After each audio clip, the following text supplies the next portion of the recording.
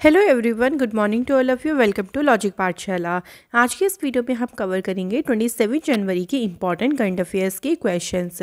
Friends, इस video का जो पीडीएफ है वो आप लोगों को टेलीग्राम पर मिल जाएगा। और अगर आपको ये वीडियो अच्छी लगी, आपको लगे हेल्पफुल, प्लीज़ इस वीडियो को आप लोग लाइक ज़रूर करें और इस लिंक को आप लोग शेयर करें ज़्यादा से ज़्यादा। और चैनल पर नए हैं देन प्लीज़ सब्सक्राइब करें चैनल को। तो चलिए शुरू करते हैं वीडियो को एक मोटिवेशन कोट से। तो आज देखिए क्या है, दुनिया की कोई परेशानी आपके साहस से बड़ी नहीं है। कितनी भी मुसीबतें क्यों ना हों, अगर आपके अंदर वो साहस है, अगर आपके अंदर पेशेंस है, आपके अंदर उस परेशानी से निपटने की ताकत है, तो वो परेशानी आपके साहस से बिल्कुल बड़ी नहीं है और आप उस परेशानी से बहुत आराम से बाहर निकल सकते हैं। तो हमेशा एक विश्वास होता है ना कि अपने ऊपर विश्वास करना बहुत ज़रूरी होता है कि मुसीबतें तो लाइफ में देखिए आती जाती रहती हैं, तो इन्हीं मुसीबतों से आगे निकल के अपनी लाइफ में आगे बढ़ें। तो चलिए हम भी आगे बढ़ते हैं। आप सभी को पता है कि पद्म अवार्ड 2022 की अनाउंसमेंट हो गई है। तो मिनिस्ट्री ऑफ होम अफेयर्स के द्वारा जो है वो इसकी अनाउंसमेंट करी गई है। तो सबसे पहले हम इनके बारे में देख लेते हैं, क्योंकि यहाँ से एक क्वेश्चन आपका डेफिनेटली एग्जाम में ज़रूर बनेगा। और इस पर मैं एक अलग से भी वीडियो लेके आऊँगी जिसमें हम पद्म अवार्ड से रिलेटेड सभी क्वेश्चंस को भी करेंगे। तो सबसे पहली बात तो देखिए, जो अवार्ड है ना वो 3 कैटेगरी में दिए जाते हैं। पहला होता है पद्म विभूषण, जो आपका एक्सेप्शनल और डिस्टिंग्विश सर्विस के लिए मिलता है। सेकेंड इज पद्म भूषण, जो मिलता है distinguished service of higher order. And third is Padma Shri, जो कि आपकी डिस्टिंग्विश सर्विस के लिए दिया जाता है। तो ये 3 होते हैं पद्म अवार्ड्स में से। तो इन्हीं में अगर हम बात करते हैं तो देखिए 4 इस बार पद्म विभूषण की अनाउंसमेंट हुई है, 17 पद्म भूषण और 107 पद्म श्री अवार्ड्स। तो डायरेक्ट आपको देखिए पद्म विभूषण और पद्म भूषण तो याद ही होना चाहिए, क्योंकि ये इतने ज़्यादा लोगों को नहीं मिलता है, तो इसलिए ये तो आपको डायरेक्टली याद होना चाहिए। तो टोटल 128 जो है उनको मिला गया है, जिसमें से 2 ड्यू केसेस है। देखो, ड्यू केसेस जो होते हैं ना उनको अवार्ड में एक ही काउंट किया जाता है, मतलब एक ही अवार्ड 2 लोगों को जो दिया जाता है, ठीक है। इनमें से 34 जो अवार्ड हैं वो वुमेंस को दिए गए हैं। And the list also include 10% from the category of foreigners, या जिन्हें हम NRI बोलते हैं, वो हैं 10 लोग। और 13 लोगों को मिला है पॉस्थ्यूमस। पॉस्थ्यूमस का मतलब होता है मरणोपरांत। कितने लोगों को अवार्ड मिले हैं? 13 के टोटल में से बात हो रही है कि वुमेन्स कितनी हैं? 34। तो इस तरीके से आपको थोड़ा सा कैटेगरी वाइज भी ध्यान रखना है। अब बात करते हैं एक एक करके। सबसे पहले देखिए पद्म विभूषण की बात करते हैं, जो कि 4 लोगों को मिला है। सबसे पहले है प्रभा आत्रे। तो प्रभा आत्रे जो है, जो कि इनका फील्ड है आर्ट, और ये महाराष्ट्र स्टेट से बिलोंग करती हैं। तो मैंने यहाँ पे सब कुछ दिया हुआ है, यहाँ आपको फील्ड मिल जाएगा और ये स्टेट भी मिल जाएगा, पूछ लेते हैं कई बार। Next is Shri Radhe Shyam Khemka. देखिए पॉस्थ्यूमस यानी मरणोपरांत। तो आप देख सकते हैं कि 4 में से 3 को मरणोपरांत मिला है, वेरी इंपॉर्टेंट। तो next is general Vipin Rawat. इनके बारे में सभी लोग जानते होंगे, हमारे भारत का प्राउड हैं ये। एंड इनको भी मरणोपरांत मिला है, सिविल सर्विसेज फील्ड से, उत्तराखंड राज्य से ये बिलोंग करते थे। नेक्स्ट है श्री कल्याण सिंह। इनको भी मरणोपरांत मिला है पब्लिक अफेयर फील्ड में, ये उत्तर प्रदेश से बिलोंग करते थे। तो ये 4 नाम आपके बिल्कुल याद होना चाहिए, जो कि इम्पॉर्टेंट है। आगे देखिए पद्म भूषण, जो कि 17 लोगों को मिला हुआ है। तो यहाँ पूरी की पूरी लिस्ट मैंने दी हुई है 17 पीपल्स की। तो उनके नेम आप एक एक करके यहाँ पे पूरी लिस्ट यहाँ पे पढ़ सकते हैं। तो पॉस्थ्यूमस वाले एक बार हम देख लेते हैं। मिस गुरमीत वावा, जो कि आर्ट्स फील्ड से हैं, पंजाब स्टेट से हैं। और देखो ड्यू में देखो यहाँ पे ये एक है जो मैंने स्टार किया हुआ है, देखिए श्री कृष्णा एला एंड श्रीमती सुचित्रा एला। तो इन अवार्ड को एक अवार्ड माना गया। तो इनको देखिए ट्रेड एंड इंडस्ट्री में इनको जो है वो ये अवार्ड मिला है। और इसके अलावा एक और पॉस्थ्यूमस अवार्ड है, जो कि श्री संजय राजाराम को दिया है, साइंस एंड इंजीनियरिंग फील्ड में। ये मैक्सिको के रहने वाले हैं, ठीक है। तो ये टोटल 17 पीपल्स हैं जिनको ये अवार्ड मिला है। तो ये आप लोग ज़रूर ध्यान रखिएगा, यहाँ से क्वेश्चन डेफिनेटली एग्जाम में पूछे जाने के पूरे चांसेस रहेंगे। चलिए अगले क्वेश्चन की तरफ बढ़ते हैं। Who held a virtual meeting with French G20 sherpa Emmanuel Bonne. तो फ्रांसीसी G20 शेरपा इमैनुअल बोने के साथ में वर्चुअल बैठक किसने करी है? तो आप यहाँ पे देख भी सकते हैं, अगर आप इनको पहचानते हैं तो राइट आंसर हो जाएगा पीयूष गोयल जी ने इनके साथ बैठक करी। तो पीयूष गोयल को G20 के लिए भारत का शेरपा नियुक्त किया गया है, ये भी ध्यान रखिएगा।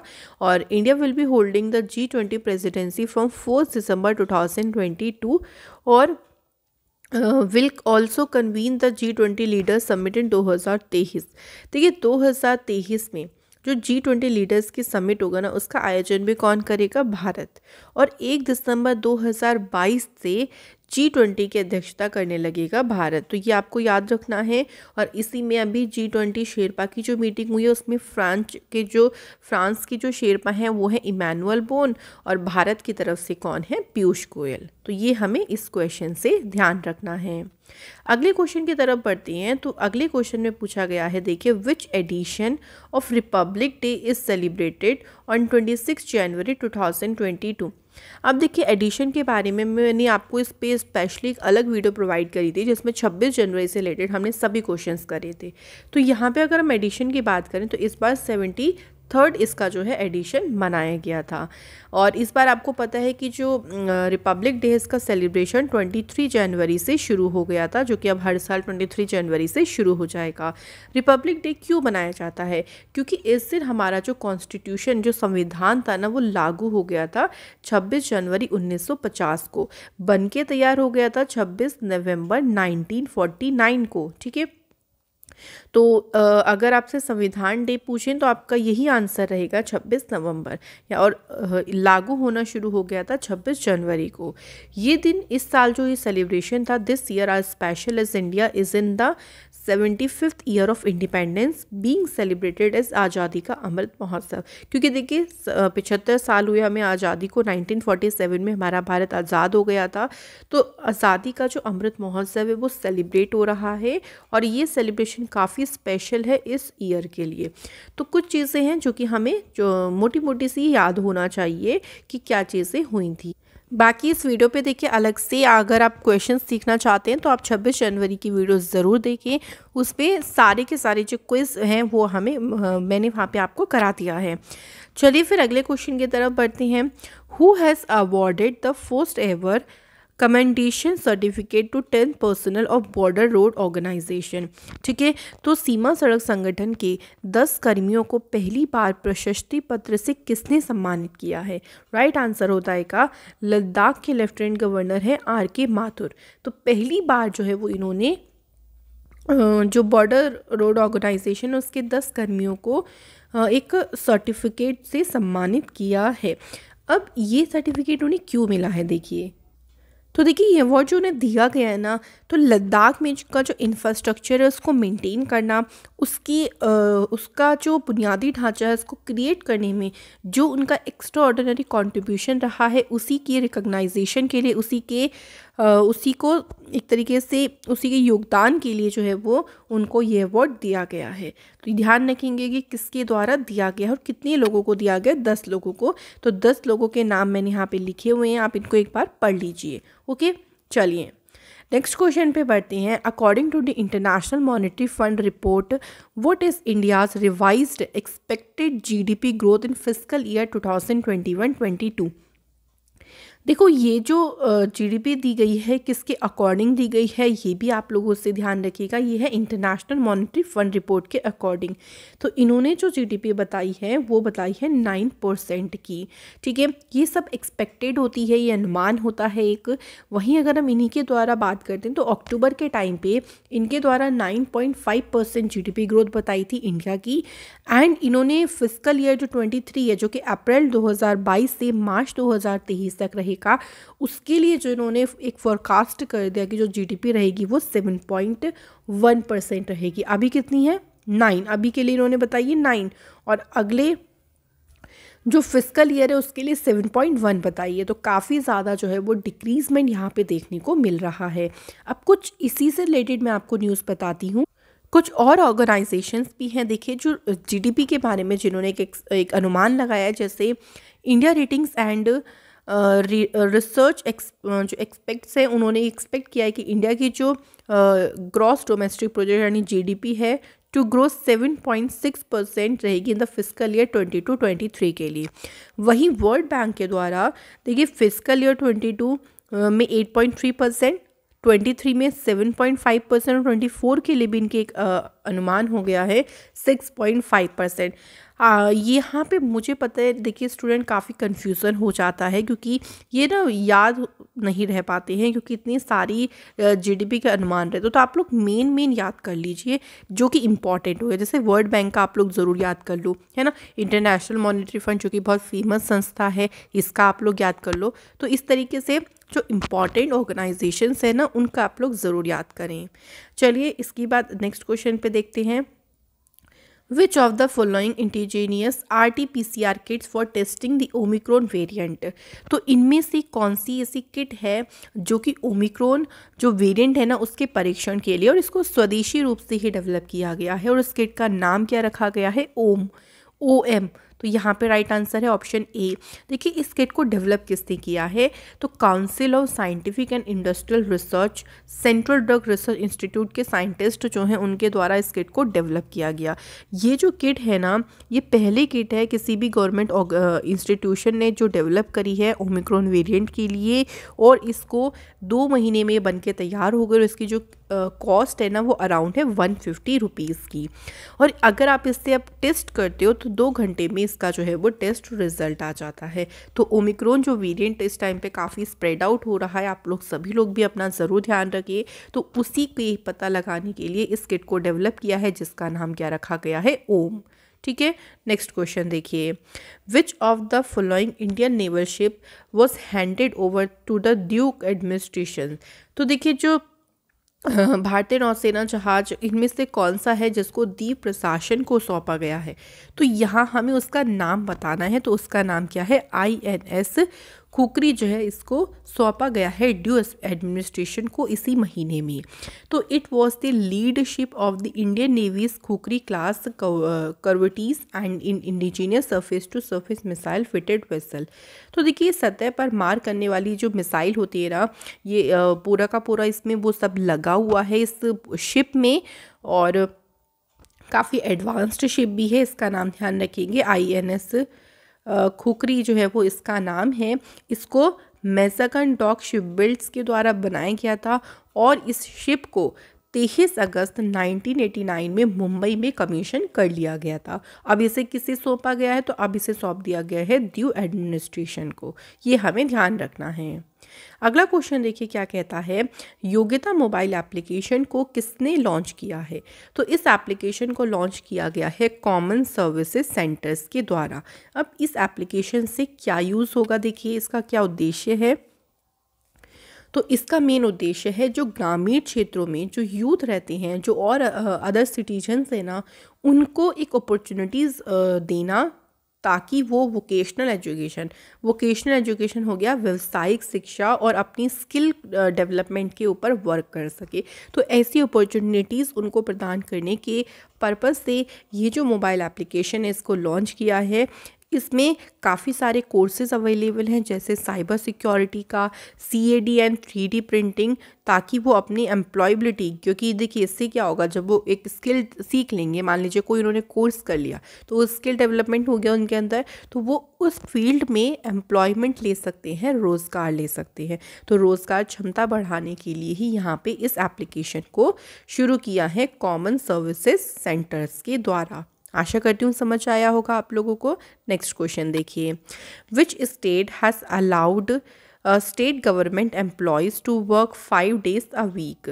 देखिए यहाँ बोला है कि किस राज्य की सरकार ने जो है वो जो राज्य के कर्मचारी हैं ना उनको सप्ताह में 5 दिन काम करने की अनुमति दे दी है।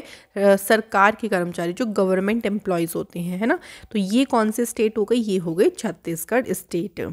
छत्तीसगढ़ स्टेट में इसके अलावा आपको और क्या ध्यान रखना है? देखिए अंशदायी पेंशन स्कीम के रूप में जो राज्य की हिस्सेदारी पहले 10% होती थी उसको बढ़ाकर किया गया है 14%।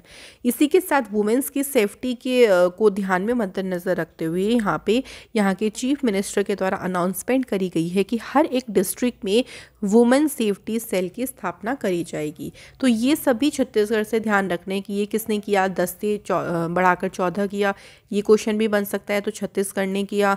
वुमेन सेफ्टी वाला एक BA क्वेश्चन भी बन सकता है। तो इस क्वेश्चन से हमने 3 क्वेश्चन अच्छे से प्रिपेयर किए हैं। ठीक है फ्रेंड्स, अब देखो छत्तीसगढ़, बात आती है छत्तीसगढ़ तो कुछ इसके बारे में देखते हैं। छत्तीसगढ़ के CM हैं भूपेश बघेल और यहाँ की गवर्नर है अनुसुईया उइके। छत्तीसगढ़ ने अभी हाल ही में Shri Dhanvantari generic medical store scheme को लॉन्च किया था। छत्तीसगढ़ की गवर्नमेंट के द्वारा ही मिलेट मिशन शुरू किया गया था और छत्तीसगढ़ पहला स्टेट बना था जिसने फॉरेस्ट रिसोर्स राइट जो है वो इसको रिकॉग्नाइज किया इन अर्बन रीजन में, यानी शहरी जो रीजन होता है वहाँ पे। तो ये कुछ इंपॉर्टेंट पॉइंट्स हैं, आप लोग छत्तीसगढ़ से याद रखें। अगला क्वेश्चन है देखिए, on the occasion of Republic Day 2022 the President of India has approved the conferment of correctional service medal on dash personal. तो देखिए गणतंत्र दिवस के अवसर पर भारत की जो राष्ट्रपति हैं रामनाथ कोविंद जी, उन्होंने किस कर्मियों को सुधार सेवा पदक प्रदान करने की मंजूरी दी है। करेक्ट आंसर यहाँ पे हो जाएगा प्रिजन पर्सनल। ठीक है, जो प्रिजन कर्मी होते हैं जो वहाँ पे वर्क करते हैं उनको सुधार सेवा मेडल प्रदान करने की मंजूरी दी गई है। किसके द्वारा, ये पूछ सकते हैं, प्रेसिडेंट के द्वारा।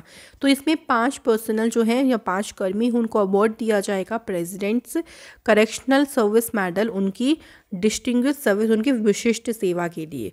और 37 जो पर्सनल हैं उनको अवार्ड मिलेगा correctional service medal for meritorious service. ठीक है, तो एक तो हो गया देखिए सराहनीय सेवा के लिए, विशिष्ट सेवा के लिए। ओके, तो हम यहाँ पे 5 लोगों के जो नाम है वो देख लेते हैं।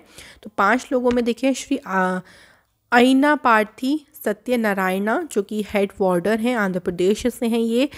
श्री हरीश कोटवाल, ये सुपरिटेंडेंट जेल हैं। सत्य प्रकाश सोइन, ये सुपरिटेंडेंट हैं। मंजीत सिंह तिवाना एंड प्रवीण कुमार राठी। तो ये 5 हैं जिनको दिया जाएगा विशिष्ट सेवा के लिए ये मेडल। ओके फ्रेंड्स, चलिए अगला क्वेश्चन क्या कहता है, who among the following has been conferred with President's Tatrakshak medal for his distinguished service in Indian Coast Guard. तो देखिए भारतीय तटरक्षक बल में जो उनकी विशिष्ट सेवा रही उसके लिए राष्ट्रपति तटरक्षक पदक से सम्मानित किसे किया गया है।